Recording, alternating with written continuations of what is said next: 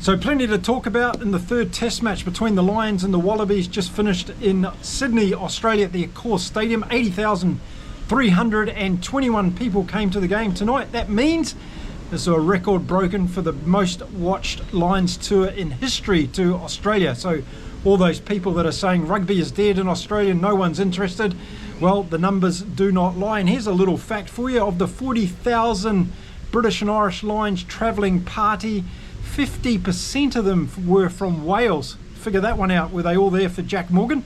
Well, he got another run tonight as well. Let's get into the game and I'll give you all of my thoughts and opinions.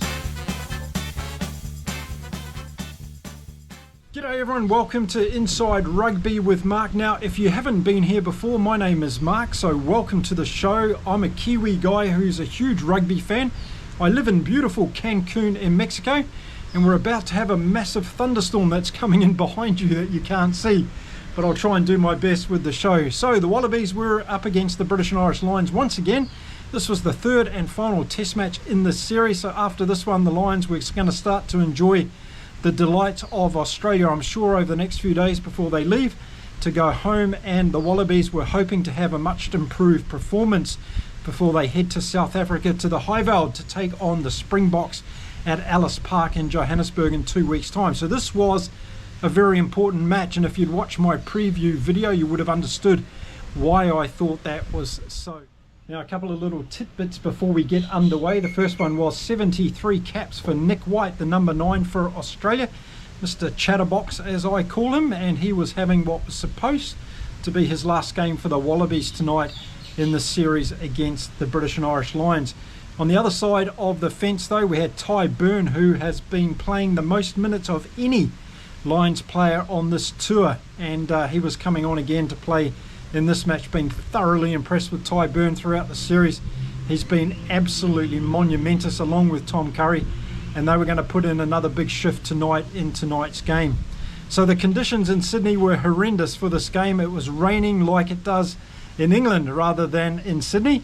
And not only was it difficult for the crowd, it was also very difficult for the players to play any kind of open rugby. But I tell you what, I think they did very, very well in terms of handling. There wasn't too much in the terms of handling errors throughout the game given the conditions. And I thought both teams handled it pretty well, really, considering how bad it was. And how bad was it? Well, after 42 minutes, the teams actually had to leave the field. There was lightning in the area, and the rules state that if that is the case, the players need to leave the field. I've never seen that happen in a test match before. Let me know in the comments if you've been aware of that happening before in a test match that you've been watching. But the players actually went off the field for 40 minutes before the game resumed. So that actually played in the hands to quite a number of players who were probably going to be subbed early in that second half.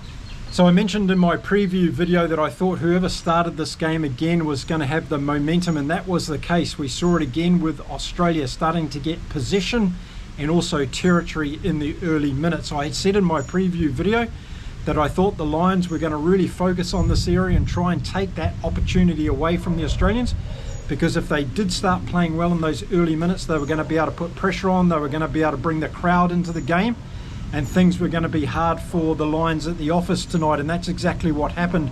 And we only had to wait 7 minutes into the first half before we got the first points in the game, and it was going to be a great try by the Wallabies. Lots of different phases of play. The ball came out to the left-hand side, and Su'a Ali gave a kind of a pop-up pass out to Dylan Pietsch, who was in this game for Harry Potter on the wing, and he was able to put the ball down over the line and score the Aussies' first points in this game. A very good, well-worked move from the Wallabies, I thought, in the conditions, and Su'a Ali was able to get the pass out, drawing his man and being able to put Pietsch over for the try in the corner. So a good start to the game, exactly what the Wallabies wanted. Unfortunately, it was a very difficult conversion in the conditions. It wasn't successful, but the Wallabies had the lead by 5 points to 0. And then we had a bit of aerial ping pong going on for quite a while in this game after that try was scored from Australia. The conditions were really dictating this, and it was difficult for both teams, so territory and possession were going to be really, really important. I was impressed with Nick White. He was getting some good kicks away from both the base of the scrum and also from the breakdown situations. On one occasion I noted down that he had a 45-metre gain on one of those kicks, and that really helped the Aussies to relieve the pressure when the Lions did get the ball and come at them. But you know what? It was more the Australians having a lot of that early possession and territory in the first half. And they were really making it count, and they were keeping the game tight. And again, I was surprised with the pop-up passes the Wallabies were giving to each other, particularly around the pick and goes. They were holding those passes. Will Skelton was in there grabbing a couple of yards, and Nick Frost started off this game exceptionally well, but he would come into his own when it came into the lineouts a little bit later on.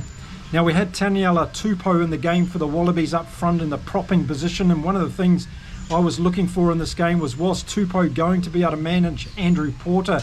We saw last week how the Aussies were a little bit disrupted in that scrum, and it was interesting because a couple of penalties were given away against the Lions early in this game around the scrums, and it was that man Porter that seemed to be infringing. Didn't happen last week from the referee, happened this week from the referee. So the Wallabies were getting some advantage there, and Tupou was really doing a good job. I was calling him out in the preview video saying that he might be the weakest link when it came to the scrum, but on this occasion I was totally wrong, and Tupou was doing a good job, I thought, there at prop. And then around the 19th minute we saw Bundy Arki do one of those busting runs to get close to the Aussie line, and it looks like the Aussies were going to bleed a few points when the Lions are on attack, and that's something the Lions have been extremely good at, hasn't it, throughout the series. Whenever they get into the Aussie 22, they seem to come away with significant points. But on this occasion, the Wallabies did a really good defensive job. They were able to win the ball, and in fact they got a penalty from the next scrum, and they were able to clear from their own line. So that was an indication early on in the game in the first quarter that the Wallabies' defensive pressure at their own line was going to be very, very good. On that occasion, the Lions didn't come away with any points, and that was a little bit unusual as far as the momentum that had gone on in the rest of the series. So how telling was that going to be in this game, particularly considering the conditions and how often each team was going to be able to get down into the other's red zone? Whenever you got down there, you're going to have to put points on the board. Now, around the 23rd minute mark, we saw a few handbag situations between the two teams. Will Skelton was in there, along with Ty Byrne, and Tojo was getting a little bit upset as well. But I just want to point out something here that I think happened in this game that Joe Schmidt needs to have a talk to his players with. We saw on a number of occasions Will Skelton in particular trying to get into the face of the Lions, and I thought it was distracting from his game, and he needs to focus on his rugby and not all the niggle that's going on off the ball. And after that particular incident, I kept watching Will Skelton for the remainder of the game that he was on the field, and he was doing a lot of stuff off the ball that was unnecessary, trying to create niggles with the Lions and pointing fingers and pushing players out of the way, holding them down on the ground after they'd been tackled and all those sorts of things. And I don't think players need to do that. If you look at someone like Fabian Holland in the All Blacks, they go on the field and they focus on the game for the 80 minutes or the time that they're on the field, and they go after their opponent in the game plan. They don't go after the opponent in terms of niggles off the ball, and I think that's something that Will Skelton needs to take out of his game. Focus on what he's good at, and that is taking those pick and goes up, getting momentum forward for the Australians, getting second phase ball. When he's worried about all the stuff that's going on off the ball, it distracts from his ability as a player, I believe. And just on that point, a couple of minutes later, Finn Russell had the ball when it came out to the Lions back line, and he knocked the ball on in the conditions, which a number of players were doing, of course, because of the conditions. But Will Skelton went out of his way again to go and push Finn Russell, give him a hard time and all the rest of it. And again, totally unnecessary stuff off the ball. He should have been getting ready for the scrum for the Australians, talking as a leader within the pack and making sure that they had that under control. And those are the little differences that happen in these games that really sort out the men from the boys, I believe, and those that are able to stay in the moment, focused on the game, focused on the next play.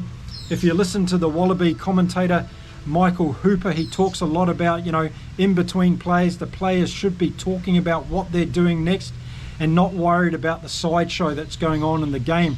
And we saw a lot of that again from Nick White during this game. This has been a huge part of his resume over the years, and I think it's taken away from his overall ability as a number 9 for Australia. So I hope Will Skelton sorts this out. I hope Joe Schmidt has a chat to him, and that we see Will Skelton, particularly when the Wallabies go to South Africa and play that game over there, that they really, really focus on getting him concentrated on the game. Because I tell you what, if he starts picking some handbag battles with the Springboks, he's going to come out second best That's for sure. Now we got to the 27th minute of the game, and the Wallabies up until that stage had 63% of the territory and 62% of the possession, so they were doing really well and taking opportunity away from the British and Irish Lions. We saw Maro Itojo go off at that stage with a HIA assessment, and he never actually returned to the field. So the Lions lost early on one of their key playmakers in the line-out and also in the set piece, and we saw Ollie Chisholm come on and replace Maro Itojo. Go ahead until the 32nd minute of the game, and the Aussies were putting the pressure on again, and they had a penalty opportunity. This time Tom Lynagh was given the chance to go for goal from Harry Wilson. The Australian captain made the decision that 3 points at this stage of the game was going to be important to the Aussies. Lynagh was successful with the penalty opportunity, and therefore the Wallabies went out to 8 points to nil with about 8 minutes left in the first half. I was keeping my eye on this last 8 minutes because we had seen the Wallabies bleed a couple of tries close to half-time last weekend in Melbourne, and it really turned the game around. Were we going to see the same thing again in this game? It was going to be important for the Wallabies to keep their pedal on the metal for that last 7 or so minutes in the first half. Now, just after the penalty attempt by Tom Lynagh, he was involved in a vicious breakdown attack by Dan Sheehan. It was a shoulder to the head of Lynagh. It was an absolute cheap shot. The TMO didn't even inject it after they showed it a couple of times on the TV broadcast. It was a disgrace, and I would have liked to seen Dan Sheehan at least penalised for that, if not given a yellow card. We had to see Tom Lynagh replaced at that stage. He went off the field with an HIA assessment because Dan Sheehan got him right in the head, and you could see Lynagh actually waiting and looking up and seeing Sheehan coming straight for him.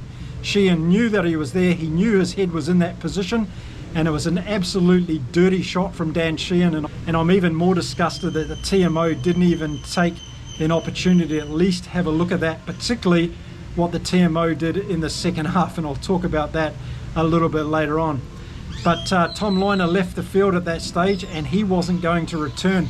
So that means Ben Donaldson came on, and I got a little bit nervous because I'm a little bit hesitant in promoting Ben Donaldson in that 10 jersey for the Australians. I've seen him play a couple of horrendous games last year against Argentina, costing the Wallabies those games on a number of occasions, and he started off a little bit shaky in this game, but things would get worse for Ben Donaldson. I'll also talk about that when we get on to the second half. Now, we saw Owen Farrell come on in the first half, very late in the first half, so he was going to play a presence in this game in the second half.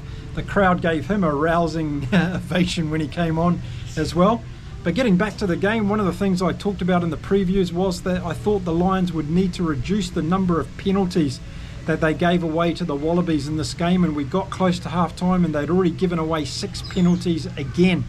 Some of them in the scrums, a couple in the lineouts, and also the breakdown. So whilst Curry, Byrne were doing fantastic work once again in the breakdowns, there were penalty indiscretions, and this was giving the Wallabies an opportunity to clear the ball when they were in pressure, and the Lions had remained scoreless in that first half up until that point.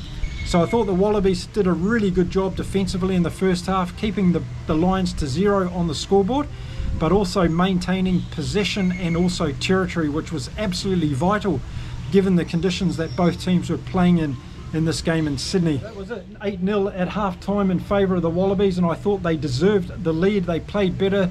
There was a great try to Dylan Petch in the early minutes of the game. The penalty opportunity was taken by Lynagh. Unfortunately, he left the field. But we were seeing some good things, I thought, from the Wallabies. And what I saw in that first half on a couple of occasions again was Len Ekitau and also Joseph Sua Ali doing some really, really good things out wide, particularly Ekitau. Every time he got the ball, he was making busts over the gain line. He's a very tiny version of Bundyaki, but he was doing similar runs, and he really darts himself low in the tackle and makes crawling meters forward and turns over the ball very, very quickly. So he's got very good technical skill when it goes to getting the ball back in second phase play, and he did a number of really good runs in the first half that I was able to see. Max Jorgensen, every time he gets the ball for the Wallabies on the wing, he looks dangerous. He looks like he's a speedster, and he can score tries from anywhere on the field. So again, another player that really stood out for me. And Tom Wright also, I thought, had a good first half. Again, making good decisions on when to run the ball, when to kick the ball.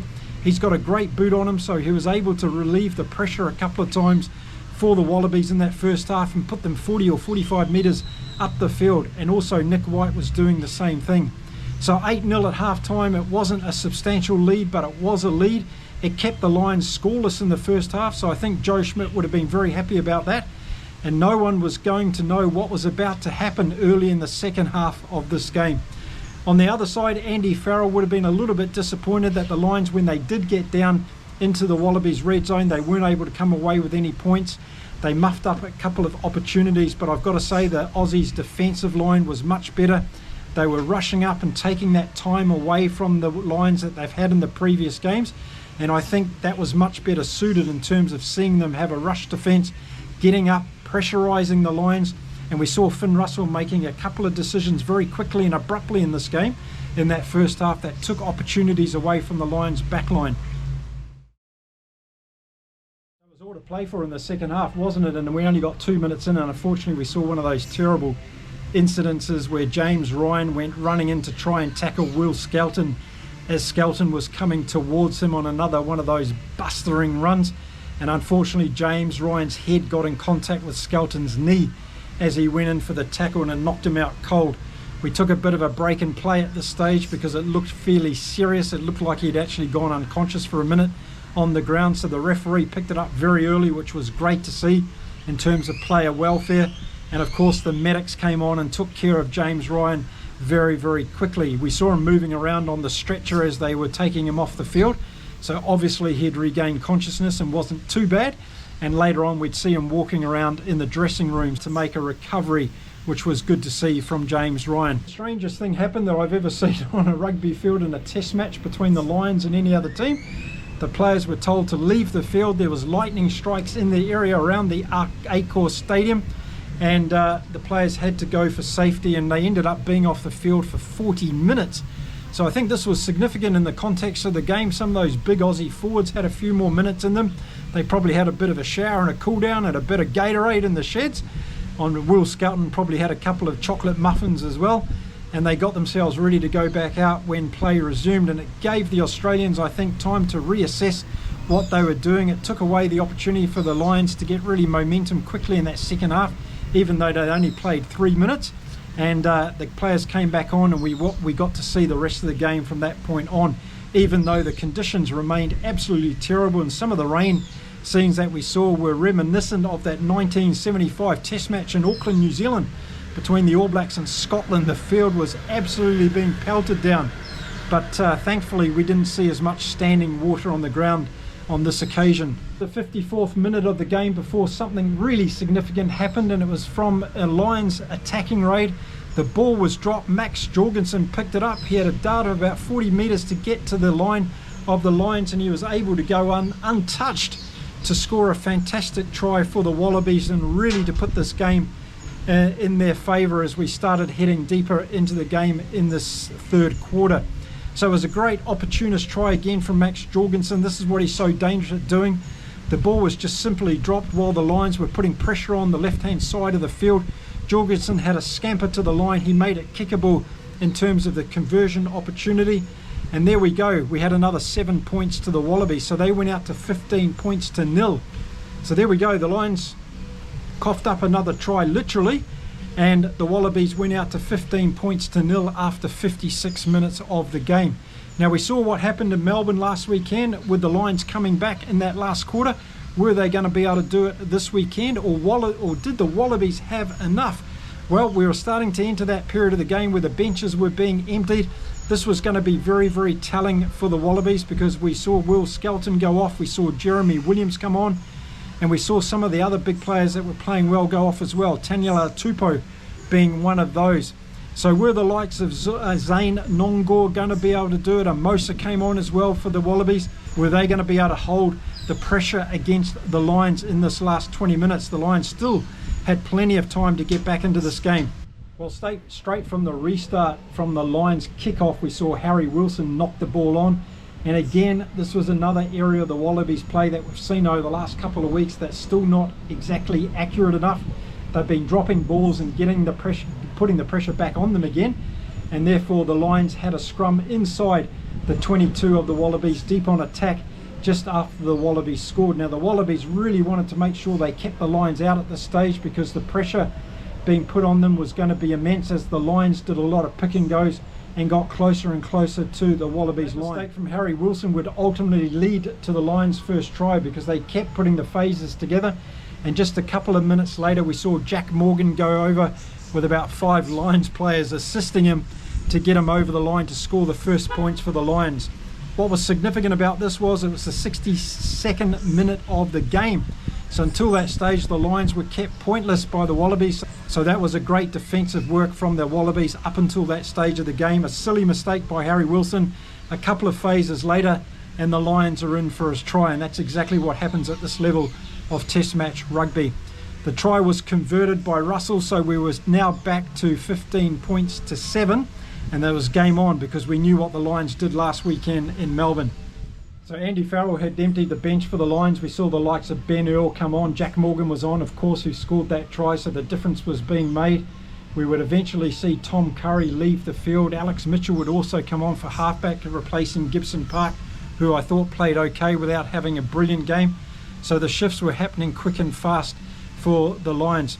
Whoever was to score next, I thought, was going to win the game, because the momentum would have either gone back to the Wallabies, or the Lions would have got really on a roll and got within 1 point if they had scored another converted try. But what we saw from the 65th minute down to the 70th minute was the Wallabies really getting on attack. They did some very good play indeed.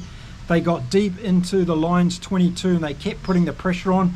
The Lions came up with several penalties. The referee warned them that the next time they came up with an offside position or defensive penalty, then they were going to be shown a yellow card, and that's exactly what happened when we saw Rowan Gallagher getting sent off the field in the 70th minute, and we saw the opportunity the Wallabies needed to get over the line. Although the Lions didn't make it easy, the defensive work on their line was fantastic, and every single one of them was playing their part in keeping the Wallabies out.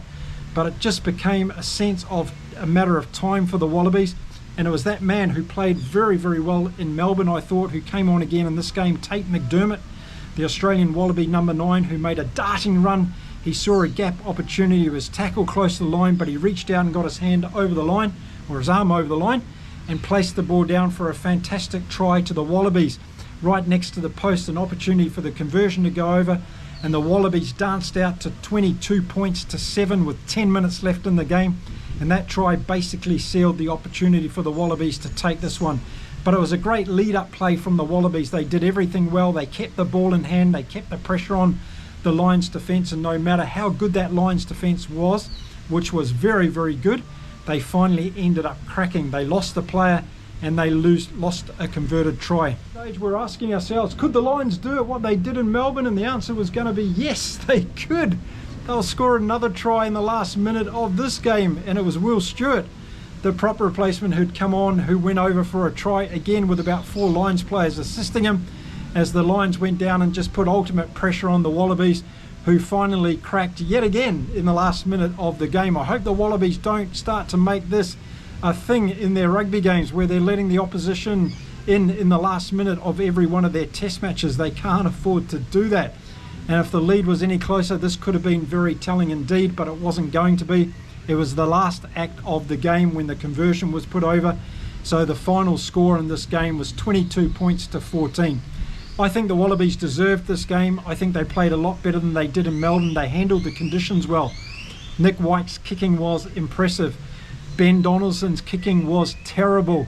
And there was a number of occasions, if you go and watch the game back, he just kicked down a player's throat. He missed the touchline on a couple of occasions, and he made some shocking decisions when Australia were deep in their own territory. And Ben Donaldson makes me very, very nervous when he comes on the field for this Wallabies team. So Joe Schmidt's got some thinking to do around this number 10 jersey, as I've been mentioning in my videos. But let's put that aside. Let's focus on the good things the Wallabies did in this game. I thought James Slipper was much better in this game. I thought Pollard played pretty well. He came on the field in the beginning of the game, and he played very, very well. I thought we saw great performances from Nick Frost He stole 3 or 4 lineouts from the Lions in this game. He was very instrumental in getting some key ball at some key times in this game for the Wallabies, and he was one of the best on field for the Wallabies in this game. Nick Frost had an outstanding game in the set piece and also around the field in general. But I tell you what, Taniela Tupou, I deserve you an apology, mister. You played very, very well for the 60 minutes that you were on the field. And Will Skilton, well, if you take away that all those niggles out of your game and focus on the game of rugby, the Wallabies need you on the field for 60 or 70 minutes at the Highveld at Ellis Park. I don't know how he's going to do that. He's going to have to suck in some big, deep breaths, and that's going to be an issue we'll talk about in my upcoming video on that game. But I think Nick White played a really good game from halfback, and having Tate McDermott come on, who scored that try, perfect solution for the Wallabies. Again, I think Joe Schmidt's got a bit of a headache now what he does with that 9 jersey heading to South Africa. But outside then, Len Ekitau came into his own in the last 20 minutes of this game. We saw him doing some fantastic runs. That build-up to Tate McDermott's try was on the back of 2 or 3 really good runs from Len Ekitau, who got close himself to going over. And he was an outstanding player in the 12 jersey for the Wallabies for me tonight. I thought he had an exceptionally good game. Joseph Suaalii needs to go back to tackling school, get his technique right. He did a couple of high tackles in this game. I think he needs to focus on more wrapping his arms and getting the player down to the ground rather than trying to knock the ball out, but that's just my opinion. And I was very impressed with Dylan Peach taking his opportunity coming into this Wallabies team. He scored that try in the first half. He was hungry around the game, all the game. You saw him go in and do a couple of really good clean-outs, and he got a couple of turnover wins as well for the Wallabies, which were really important in this game. So a great game from Dylan Peach. I thought also Tom Wright did well at fullback yet again. Very impressed. I keep talking about Tom Wright in my videos, so he had another good game for the Wallabies. So I think they were solid to above solid in this game, but what they did better in this game is they controlled possession and territory. They played the conditions better than the Lions, and they ended up getting points down in the red zone when they were down there, and that was a tick box from the Australian Wallabies. It was great to see them win this game. I didn't say they were going to win it. I said the Lions were going to be too good. They weren't too good. The Wallabies played it exactly how they should have played it, and now they'll go to South Africa with their tails in the air because they had a good win against the Lions, and they also believe that they should have won that game last weekend in Melbourne. It was the forwards that carried the game for the Lions. Again, Tom Curry and Ty Byrne were instrumental. Genge, when he came on, was massive as well. I did think Chisholm did well when he came on for Itoje. Nothing too wrong there from then. And we also saw Will Stewart, of course, score that try when he came on. Ben Earl was good too. A couple of bustling runs up the middle. Aki did a couple of good runs, but the difference tonight was the Lions didn't get that second and third turnover phase ball and really put the Wallabies under pressure in their own third. We saw that a couple of times in the last 10 minutes, but it wasn't there in the first 60 minutes, and that's where the Lions lost this game tonight. It was controlled by Australia at the right times of the game. Even though it was 8-0 at half-time, I just thought if the Wallabies were going to be able to keep that pressure on, the lightning break and suspension of play, I think, definitely helped the Wallabies, but it was the same for both teams. They had to come out and restart the match, which must have been difficult after such a long break of the game. So there we go. The conclusion is the Lions series is over, and now we can focus all of our energy on the Rugby Championship that's about to start in a couple of weeks. I've got plenty of content coming out about that, so don't you go anywhere. Make sure you hit the subscribe button and do all those other things to support the channel. But listen, I thoroughly enjoyed this Lions tour. I thought if the Australians had had more warm-up games before that first test, we would have seen a completely different Lions series, because as we saw in the end, the Wallabies got the better of them in the third test. If they had a game or two before that first test, they would have hit the ground running, and I think the outcome might have been a little bit different. Of course, in Melbourne, it was a toss of the coin in the end. Been interesting to watch Nigel Owen's videos on Dan Sheehan's try and also on Hugo Keenan's try in the last week, determining whether the legality of those two tries would stand up in a court of law. Very interesting if you haven't watched them. But overall, 175,000 people watched 2 test matches between the Lions and the Wallabies. Rugby is not dead in Australia, folks. There's lots of people excited about it, and we're going to see that those wonderful games between the Wallabies and the All Blacks happen in the Rugby Championship this year. One's going to be in New Zealand, one's going to be in Australia, and I'm sure the Trans-Tasman crowd is going to get right behind it again and continue to support the rugby down under, which is exactly what we see. Now the Wallabies with their tails in the air will get ready for the Springboks in Ellis Park, Johannesburg in 2 weeks time. I'm going to do some big preview videos heading into that game, so don't miss those. I think the Wallabies have got a chance, but I also think the Springboks are going to spring a couple of surprises, and I'm going to talk about what I think Rassie might do in that first test match against the Wallabies in my next video, so keep it tuned for that one. So to all the fans that went on the Lions tour, I hope you had a fantastic time down under. You made the tour very, very special. Of course, 40,000 of you travelling to Australia. There was a great atmosphere across the whole tour by the look of it. The games were well supported. So some very hard, tough rugby played across the series, exactly what we want to see. And I'm sure we're going to see plenty of that throughout the Rugby Championship as well. If I'm to pick a player of the series, I'd have to give it to Ty Byrne, followed very closely by Tom Curry. And from the Australian side, I'd give it to Len Ikitau. I think he had a brilliant series for the Wallabies. He's great in midfield. He's going to cause some problems to all the teams he comes up against in the Rugby Championship. Okay, well that's it for this review. That's it for the end of the Lions tour to Australia. Thank you very much for watching my videos throughout the series. I truly do appreciate it. Now I want you to join me for the Rugby Championship that's coming up starting in 2 weeks time, but videos will be coming up very shortly in the build up to all those first round games that are going to be very, very exciting. So there we go. That's it for this particular video. Thank you very much for watching if you've made it all the way through to the end, and I'll see you again very soon from here in beautiful Mexico. Until next time, stay well, stay safe, keep enjoying your rugby across the world, and it's time to say adios from me. Bye for now.